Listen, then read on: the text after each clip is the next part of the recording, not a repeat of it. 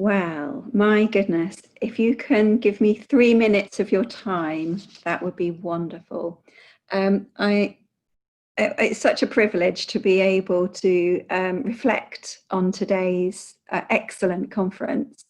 I'll give you some observations. Now, I'm a research methods person. That's what I've spent my career doing, research for the FE sector and in the FE sector.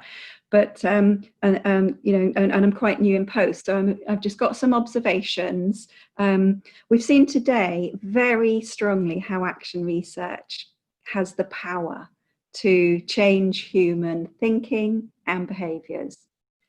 Congratulations, everybody. That's what it can do, and it clearly has done. Just flagging up next year's action research project. The planning has just started for those, and there are a lot of people here today who are not currently part of a CfEM network. Now, I am making absolutely no promises, but I am just interested if there are people not currently part of a network who would be interested in pursuing action research, either as part of this CfEM or more broadly. Could you put your details into the chat, please? Really appreciate that, and I'll try and get back to you, or a colleague will. So no promises about suddenly becoming a network partner or anything like that, but if you're interested, generally pop your details in. I'd like to know about you. Okay, it was very noticeable as an action research methodology. We talk about the action research cycle of consider, research, design, implement, evaluate, tweak the design. And it's very notable how, although there were strong key themes from your project titles in those big action research cycles, there were these sub or satellite or spin-off mini investigations going on all the way through. And I think that's a really good sort of model. We'll have our big key core cycle of what for action research of what we want to think about, our key questions, but lots of little sub questions spin off that through the time. And that's only going to be more next year when we've got things thrown at us that we weren't expecting. We've got a lot of uncertainty too. And to embrace that as part of the action research process, new questions do pop up, need a little investigation to be able to then carry on with the main core investigation too. So just an observation there. Going on to mastery specifically, problem solving, fluency, reasoning, you're flagging up as real issues for today's students. Now, you may think that's obvious, but part of my duty is to convey this to DFE. So it's a key message that you're giving me. So please don't not state the obvious to you, because sometimes it needs saying in stark and bold terms to policymakers. So thank you very much for that. Right, now here goes. The question I had in my head, and give me one more minute, is, so what can we now say about mastery? And the question being, what are the conditions needed to implement a maths mastery approach in level 2 maths in FE, and particularly in GCSE resit classes? But I appreciate we've got, you know, people from the prison estate, people from HE, you've got lots of different people involved, got functional skills and so on too. So what did I jot down from across all the projects that we heard today? I jotted down things like whole college culture leadership support, curriculum planning, like whittling down, as Emma did and colleagues, to which parts of the GCSE or functional skills syllabus actually do need to be focused on to get that grade 4. So curriculum planning. So you've got whole college, curriculum planning, classroom practice, and then collaborative review of that. We've got sustainable finance. The CfEM programme is giving money to pay for staff time, but the CfEM programme won't last forever. How do we embed that, if that's effective practice to give people staff time to do things differently? How do we embed that long term? Motivation and engagement. Well, mastery may have been your core theme, but motivation and engagement keeps coming up all over the place as a focus. Effective technology and the rapid, urgent investigation of that required. You know, it's obvious, it's running through every conversation at the moment. A CPD process needs to be in place. It's a condition. It needs to be in place clearly from what you've told me. And it involves a training input. It involves collaboration, discussion, and it involves some sort of quality assurance, some sort of critical review, some sort of agreed process there. So CPD characterized by training, collaboration, and quality assurance of some sort. And a beautiful one just to end on, students talking more. The dialogic approaches that you've been investigating and enabling the student voice. We've heard it, haven't we, all the way through today. It can be counterposed by the traditional, almost parody of teachers talking a lot and then giving worksheets. It needs a good teacher-learner relationship there. And that dialogue and that student voice could be about attitudes, experience, knowledge, and gaps. And it also gives the vital feedback that teachers need about their interventions, their trials, what they're testing out. So I'm going to leave it there and hand back to Lou. But thank you so much, everybody.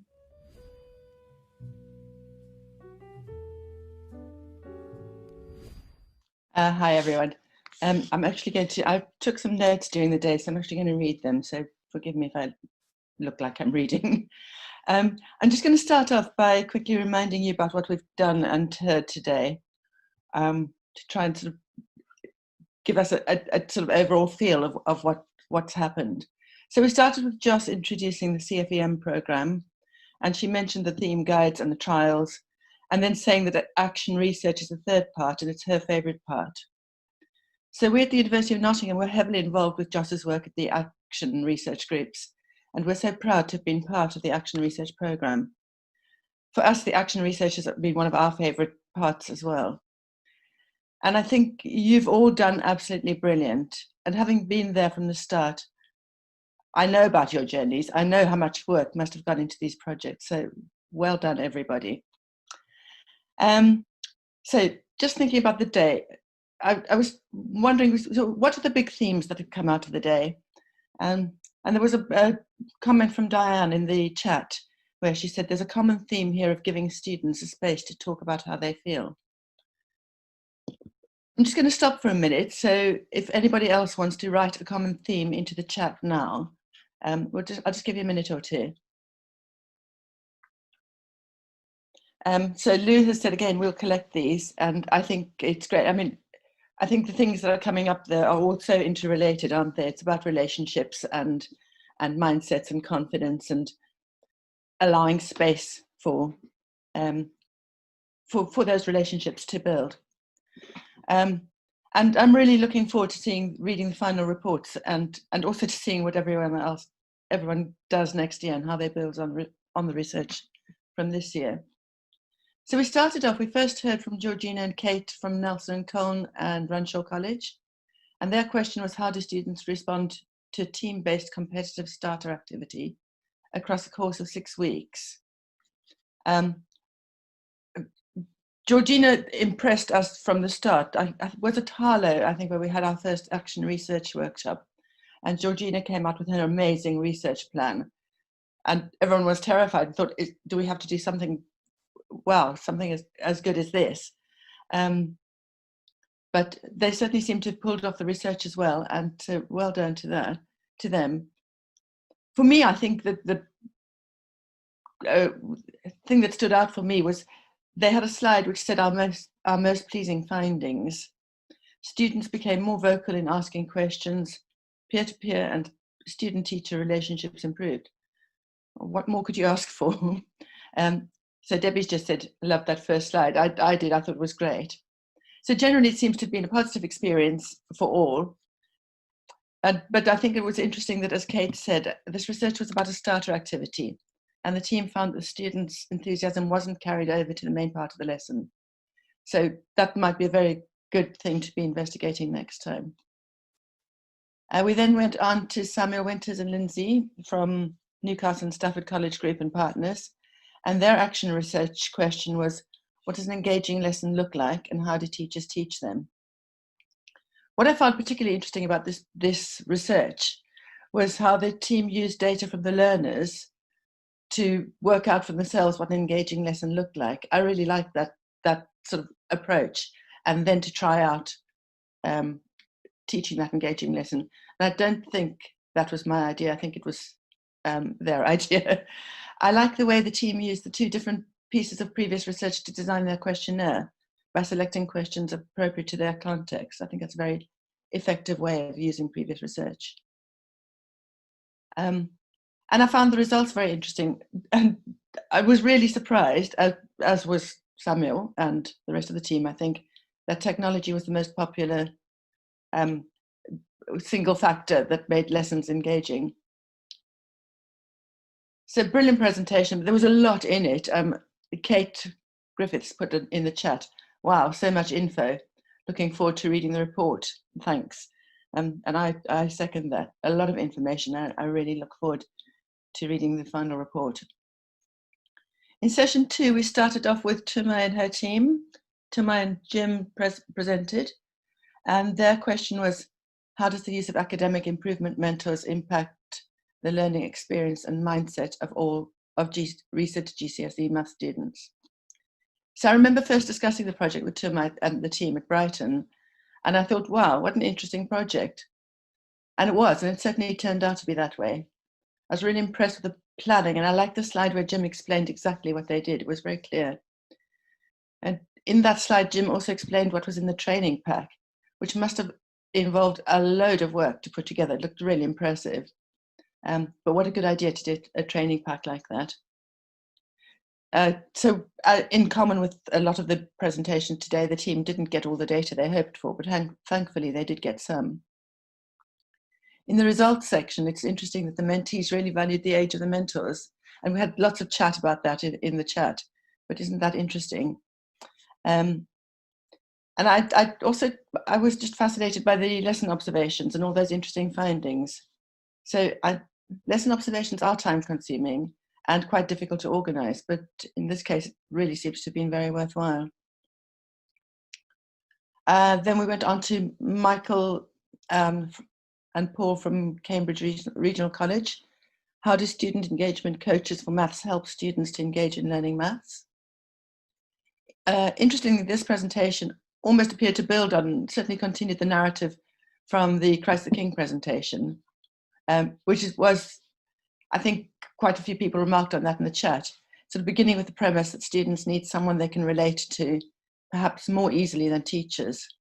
And yeah, just put a comment in the chat about that as well. So Michael and colleagues reported on the challenges they had in recruiting coaches in their program. And I remember discussions about that through the year.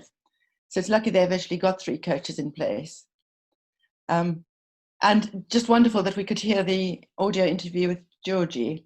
It's an effective way of sharing findings and making it real for the audience. And I think Georgie had some interesting observations, such as having a safe space for the learners to be open and honest, allowing students to talk freely about their experiences. Georgie also talked about the potential positive effect of blended learning, in that learners would actually know her from a face-to-face meeting, although 2 meters apart, before having the online interventions. And I think a lot of people appreciated hearing firsthand from the coach. I know Joss wrote a comment in the chat. She said, lovely to hear firsthand from the coach. And what I found interesting about that was the research revealed the need for coaches to observe lessons. So after that, I joined a breakout room with Nick and Darren, And what I think is really great about the breakout room idea is that people get to relate the research they've just heard about to their own experience. And for me, it was interesting to hear what Nick and Darren, how they did that. For example, they talked about how they could use the ideas they'd heard about in their settings, such as having coaches in the lessons. So then session 3 after lunch was Catherine, Neil, Vicky, Nick, Tom and Matt from Western College and Partners. And their question was, how do students respond to incisive questions in the thinking environment? This was an amazingly well-planned joint presentation with everybody doing their bits, and all members of the team contributing. So Catherine began by saying they would share a snippet and a feel for the experience, which I think they really did do. And so she started by explaining what the thinking environment is. And then Tom went on with that really powerful idea of sharing some of the incisive questions with us and challenging us to answer them. So putting us in the position of the students, which I thought was very effective. And then Vicky gave us a summary of the data with an interesting slide giving all the stats. I liked that. And then there were some recommendations at the end from Nick, saying that thinking environment is not an add-on, but a way of being. I think that's what he was saying, but I think that's what I would agree with. And then Tom came up with some conclusions about allowing students to feel heard, and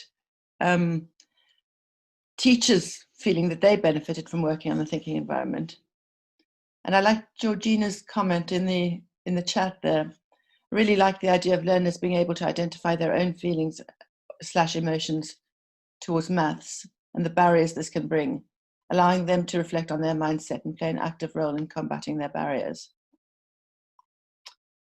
And so then we went on to the presentation from Plymouth and Exeter with Deborah, Darren, Jane and Katie. And their question was, how do students respond to maths lessons outside the traditional classroom environment? And again, so this was a recorded presentation, you'll remember. And again, another brilliant team effort in putting the presentation together. So I like the way the team described how they came to their final research questions, which is, how do students respond to the outdoor environment? Because we all know what a struggle it was, not just for this team, but for almost all the teams, to arrive at the research question. And I just think it's quite a good reflection to go through that process. I think Catherine also did that. Sort of, how did you eventually get to that question? And so in this presentation, they talked about monitoring the students and to try and sort of measure, in quotes, their engagement. And I thought that I was particularly interested in the observation schedule, so I look forward to reading more about that. But I also thought it was very interesting in this presentation to compare the two different colleges and try to unpick the contextual factors that might have accounted for the differences. And again, in the chat, Josh said, really interesting to see how this has worked across the different colleges. And then Lou responded, yes, love cross-site relationships. But the great thing about this presentation was that they came to the conclusion that the learning outside the classroom was positive, and described to us their plans to extend the idea with a lot, and they had lots of plans for future research and for remote and face-to-face contacts. For me, the biggest takeaway almost was students wanted to be involved in designing similar outdoor tasks in future years. I think that's a great result. And then the very last session was Debbie from Warwickshire College, and her question was, how do students respond to our growth mindset intervention? So once again, COVID and some other factors got in the way of this research being completed. But Debbie talked about maths anxiety and provided us with a good overview of what maths anxiety is, and explained that she's interested in overcoming maths anxiety in her students by developing resilience.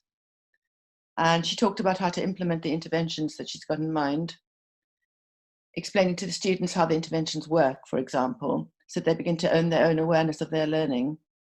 She talked about the power of yet.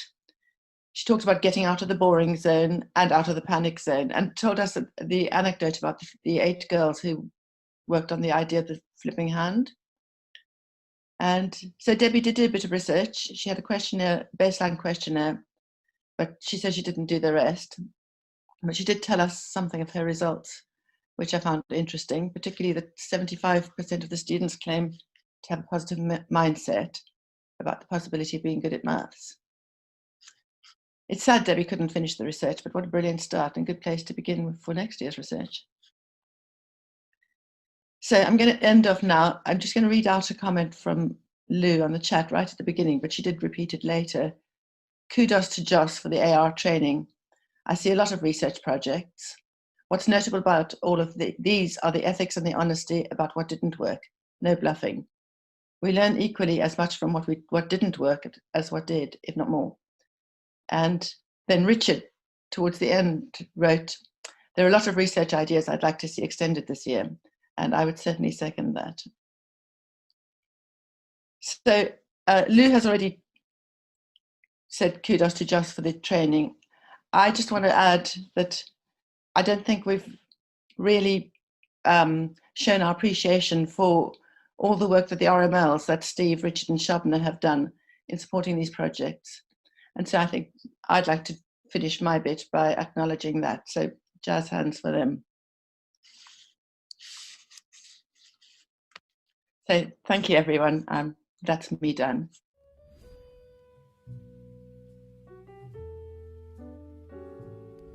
Thank you very much, and thank you everyone who's participated in any way this afternoon or this morning, because it's been an absolute delight to be with you. As many of you know, maths in FE is something that's been dear to my heart for many years, that I've been involved in as in FE and as a researcher. So it's absolutely thrilling to see so much work now going on to try and explore these really difficult and knotty problems of how we can get students to learn in a more effective way and to actually achieve more with their maths in colleges. So it's been a fabulous day. It's been really inspiring. And if we had to choose two topics to look at concerning students in FE, then I think maybe at this point in time, on a very hot sunny June afternoon, we might choose motivation and engagement, because if we'd been in a classroom, it certainly would have been an issue. And it's one of those things that comes up time and time again in the interviews that I do as the biggest problem that we're facing. The second thing, because we are sitting at home and not in a hot classroom, is technology. We would be choosing that now because of COVID, because of this big difference the way we're operating, and we're probably going to have to operate for some time. So we've got two absolutely top of the list topics today. Secondly, I just want to say how much I think has been achieved by those who presented today. I had some involvement in some of the day 3 events. I can see the distance that you've travelled in such a short time. And in view of the fact that there isn't a lot out there to go on, and that it is such a complex area, students are not easy to understand. And there are lots of other factors that affect what happens in the classroom. So you've done a fantastic job actually getting to grips with some of these knotty issues. And you're doing that on top of your actual job, which doesn't make it easy either. But the whole problem itself, we might sum up in a paraphrase of some words I've heard many times before. If it was easy for these GCSE students to learn maths, it would have happened by now. We wouldn't still be waiting. We wouldn't still be trying. If it was easy, it would have happened. It's not easy. And so we need all these bits of pieces in the puzzle and things that can help students progress. So I'm going to run through a few of my own reflections and just go through each presentation in turn. But before we do that, I'm going to ask you all a question. I want you to think, don't do anything for a minute, but just think, what of what I've heard today, what one idea would you actually be inspired to implement in some way in your college? What's inspired you, and what would you want to implement? What would you want to do now as a result of today? So don't put it in the chat yet, because that isn't the question. I just want you to think. So when you've got something in mind, my question is, what support do you need to do it? And before you all say money, if you're going to put money in the chat, which is where I'd like to do it, you've got to tell me what it's for. So money on its own is not an answer. What support do you need to get there? Is it specific expertise? Is it an example? Is it training? Is it the actual resources, particularly if it's technology? Is it more staff? What do you actually need to support you to get there?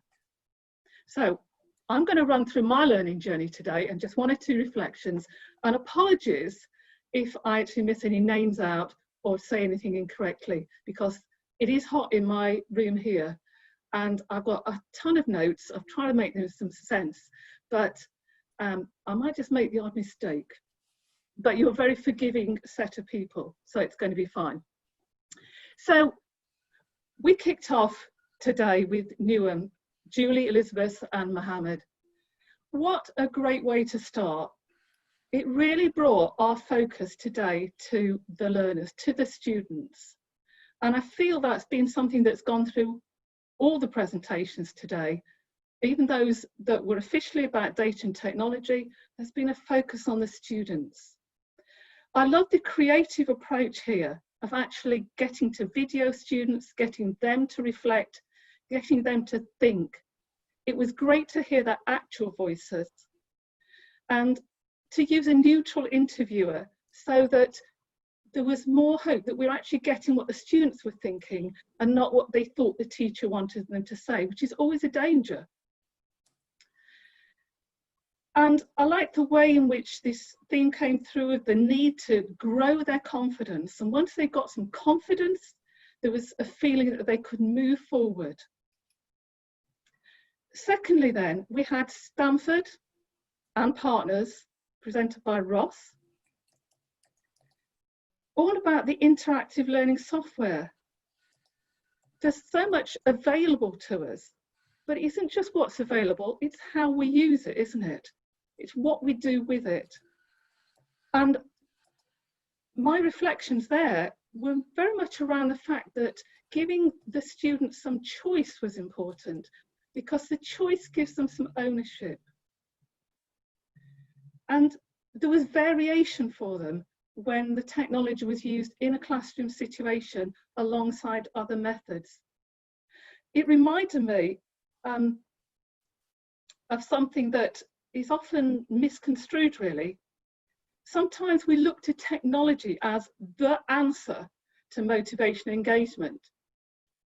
What we should be doing is considering how to motivate and engage students whilst we are using technology. The two are different things. Technology is a medium, is a way of approaching the teaching, but we still have to think about how to motivate and engage using technology. It isn't just an answer in itself. And then we went on to Leeds, Mamta, Johnny, and Richard, I know his name was on the title slide. I know Carol was here as well. I thought this was really interesting too, about this online maths resources and these mixed responses to paper and technology and using the computer. So these mixed responses are important because that's exactly what I've heard as well from focus groups of students. Some of them absolutely love being able to have that independence and try things out without someone on the shoulder, but others really don't like it and they want to be told, or they want to have something that they feel more comfortable with. And so we come back again to the learner. We come back to a learner focused approach, but an appropriate learner focused approach. And that's really hard to manufacture and create. So in the Lakes, we got to a different aspect with Anna and Sandy, the dedicated classroom, creating a physical environment that helped then create, I think, a social environment for the learning of maths. And again, I think this is an important way in which we think about the social space. The physical space sets the background and the framework, but how we use it again gives us a social space where learners may feel more comfortable to actually engage with maths and feel that they are somewhere. So often they felt isolated in the past, and they need to feel comfortable. So social and physical spaces, we need to create them. That seemed to come through to me quite clearly. On to Wilberforce and Franklin, and thank you to Daniel, and I think Paul and Stuart and Lucy also there. And here we got something that was quite different in that it was something that is easily transferable from one college to another, because we looked at GeoGebra in particular and looked at the potential here. Interestingly, the unexpected does happen, doesn't it? You know, you weren't the only ones who didn't get the end of what you wanted to do because of COVID, but you still achieved something really important in those first steps of investigating and exploring this area. And the first steps, it's important to get those right. So I love that, and I felt that for once we had got something that was more readily transferable, because much of what we do, because there's such wide variations between colleges, even in the physical layout of sites and not sites, it's hard to actually identify things that you can take and use because they need adaptation to your context and your environment. On to Harlow, Vivian and Becca, thank you so much for your lovely, honest presentation in which you covered many of the things that I might have expected, I think, to do with motivation and engagement, but it was lovely the way that you'd explored those for your students. You started with something about GCSE awarding body analysis, but actually you'd done so much more with it to bring it down to student level, to think about drilling down, and then to think about the agility that you need in being responsive to students, overcoming their fears, helping them believe they can do it, and actually getting them involved. And all those things came through to me as really key elements in that approach, which started from what looked like very high level data coming down to the student level. And finally, math coaches. We heard about math coaches and mentoring last week, and we're here again. I love the way that you'd set things up to look at different ways of doing it, and you thought about those ways. And again, a lot of this was about giving students attention, wasn't it? Getting them the attention that they need to hit the barriers and just break them down. It was about getting students to believe in themselves, about having that more personalised support, which is really hard to do, particularly when we've got financial constraints. But there seems to be a theme here coming through that today has been very much about the student, about being aware of the student's needs, about having that responsiveness, ability in different ways to respond, about giving them attention, getting to know them, having the relationship as a teacher, but finding other ways of giving them that relationship and that extra support. So to me, this has been really rewarding and really interesting. And I'm reminded by something that a teacher said to me some time ago when they talked about the difficulties of their job of teaching maths and FE. They said, yeah, it's really difficult. It is difficult, but it's actually really worthwhile. And that's why they're doing it. So both doing the teaching and doing the research to unpick these knotty problems is difficult, but it is worthwhile. And we need to do it. And in the same way, you know, if we invest time and attention into students in different ways, we will get the rewards.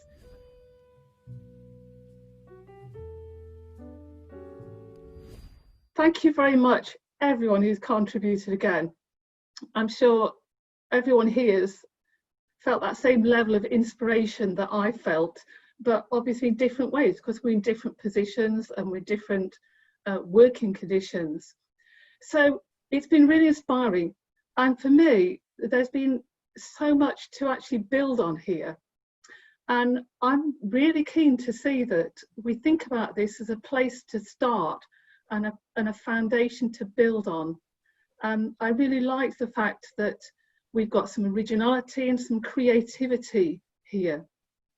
But in producing all that originality and creativity, you've also got the discipline of actually producing a credible piece of research, and getting the blend of those is really quite difficult. So some of you, I think, have been really brave. You've all been very thorough, and I can identify with that struggle behind the research, because you'll produce these wonderful slick presentations, not like I'm doing, and you've got it, you know, and it looks great and we're all appreciative.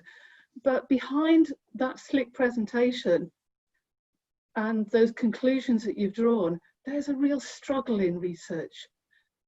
You're fighting to make sense of what you get, and the sense making is a really important bit. You can't rush it. You can't make sense of things unless you really worked your way through them.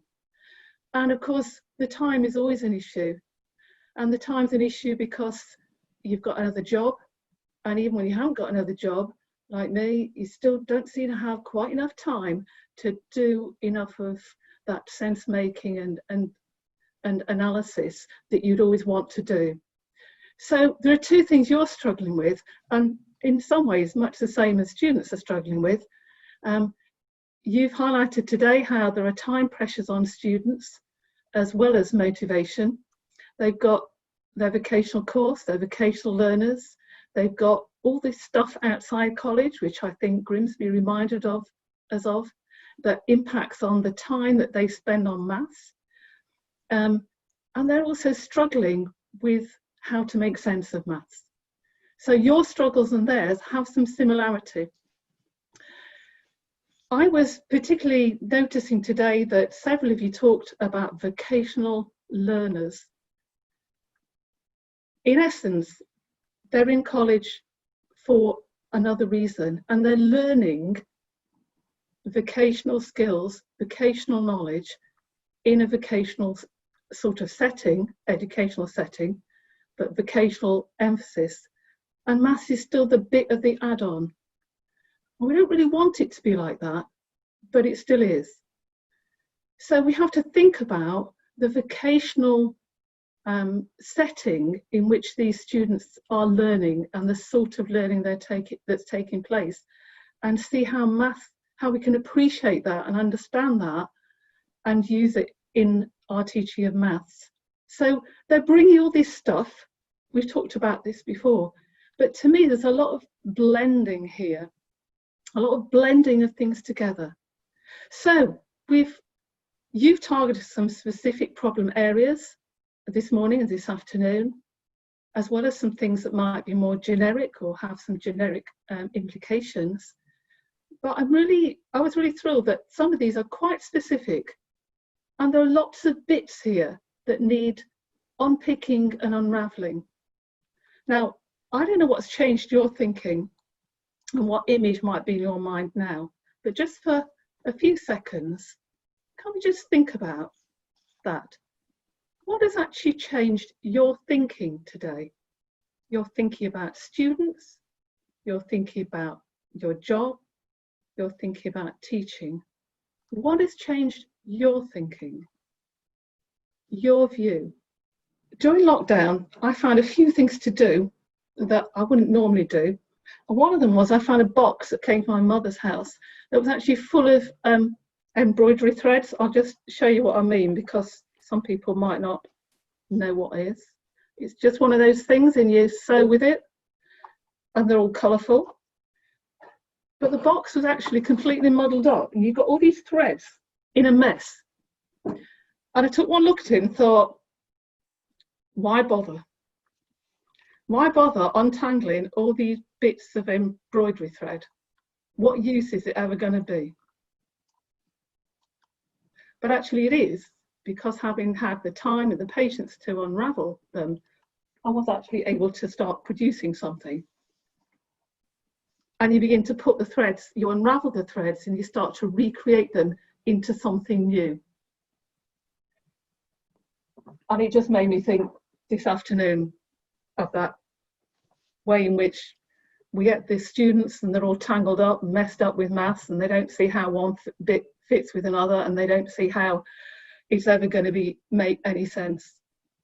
But if we have the patience, we give them the time and they have the time to spend, then we can unravel the threads and we can recreate an understanding of mathematics.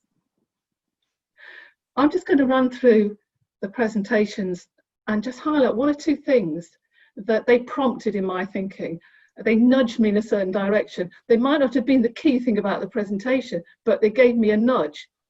And so we started this morning with Gateshead, with Sans and Marianne. Lovely presentation there about topic-based formative assessment, enabling individualised learning, about that flipped learning approach and how that worked. There was so much interesting data here and that they were able to dig into. And when we actually saw you digging into it, we saw how actually it all became quite individualised. The tracking was important, but the individualisation of that was important. So we weren't looking for the blankets. We were looking for students actually having a different experience that's different from school, something we kept returning to again in other presentations. We had students feeling valued, having this relationship with a teacher, with students themselves having some control, some agency, some involvement in their own learning and growing in confidence.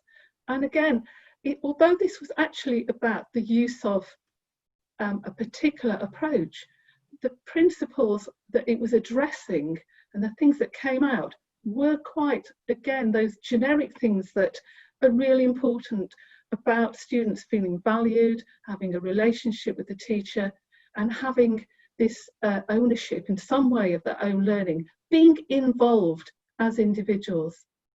We went on to Grimsby, to Lee and Ali, and thank you so much for that one. These barriers for their GCSE resit students reminded us again that one size does not fit all. It was that individualisation that came through, the fact that with the maths motivators, there was a toolkit of different ideas and ways and techniques and strategies to deal with learners.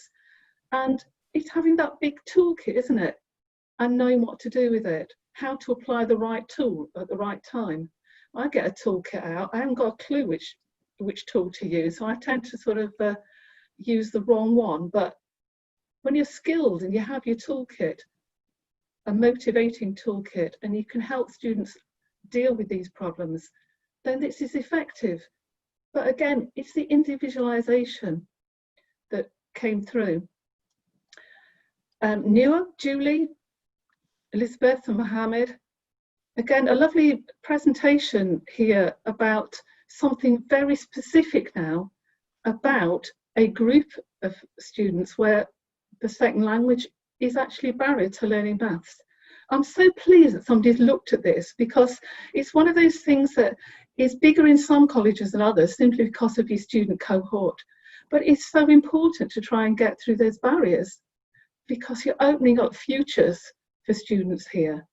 And I've actually interviewed quite a number of students, so second language students, who've moved on, who've been able to say, once I got through the language problem, I could do the maths. But I think there's a wider application here as well. It reminded me that sometimes it's very time intensive what we do. But if it's time intensive, but it actually hits the centre of the problem, then that's time better spent than having twice as much time but never hitting the centre of the problem, isn't it? It's about time and effect and getting a good balance here of short time but maximum effect. But I love the technique there and the way in which she worked. Brighton, we moved on to with Chelsea. thank you so much for a thoughtful presentation here about how you're able to work with teachers to train them. It's really important that we don't just think about what to do, but how to get ourselves as teachers to the point where we can do it. And the same with technology, it's getting ourselves to the place of using it in the right way, in an effective way, not just knowing what it can do or might do. So it's getting ourselves trained, getting there. And you place some lovely emphasis there on the training and by the way in which there was openness and integrity in the teachers, that they didn't feel they could do this with the students until they were ready. They needed to be ready, it couldn't be rushed. Time was important, but lovely that they were beginning to see the value of it and that you've got somewhere to move on from there. Westminster Kingsway and Chris, and the absent Angela, so thank you to her too.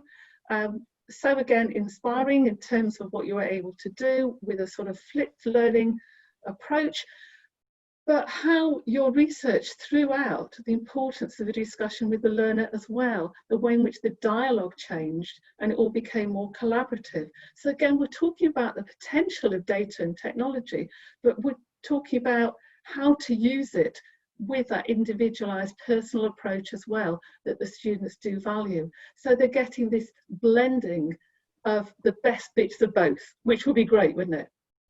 And a similar thing here with USP and Yanis and Saval. The technology here, so imaginative and creative in terms of exploring something that isn't widely explored at the moment, at least not to my knowledge. But again, thinking about how that impacted on the students and what effect it really had on their understanding. It's so hard for them to do the multi-step thinking, isn't it? And one of my conclusions from my time teaching in FE was I could teach the students to follow the procedures. I could teach them to do things, but I couldn't teach them to think. And it's so important when we get to these multi-step problems that students can think through a strategy or a way to move to the next step, a way to get to the answer. Now, I've said quite a lot today, but I am really impressed by everything that I've seen in the 3 of the 4 sessions that I've been able to get to. And it was a joy being involved in a small way in the action research itself during the process in which you were developing these ideas and how to really research the question that you were posing yourselves. I think there's some brilliant work that's been done. But as I said at the beginning, it's time to now reflect and think, how can we build on this? I love the way that back early on, I think, again, it was Grimsby, you reminded us of the literature. And we need to remember what's already been done. So we're not reinventing the wheel over and over again. We're not starting with a blank sheet. We're starting where others have been and made a small imprint. And we're starting now with a big set of quite small but action research projects that have been done in particular contexts. Where do we move on? How do we build? Well, we're still continuing to build. And I'm hoping I'm going to leave you with one other real image now of the way in which we need to blend and think these things together. Students are complicated. It's a multifaceted problem of dealing with students who've not had success with maths in the past. We need to be different, but we can't deny the bits that are already there, the memories they bring, the habits they bring. So this is my second bit of COVID crafts, as I call it. When we start getting these things together, we can actually make something interesting out of them. And in this particular example, you've got bits of old material that got discarded, and you've got bits of new material. The old material is there, experiences from school, experiences of the past. The new material is what we stitch in. And if we get the blend right, then we might have something that's actually much more worthwhile than lots of old bits of material. So let's make something new out of the old. Thank you.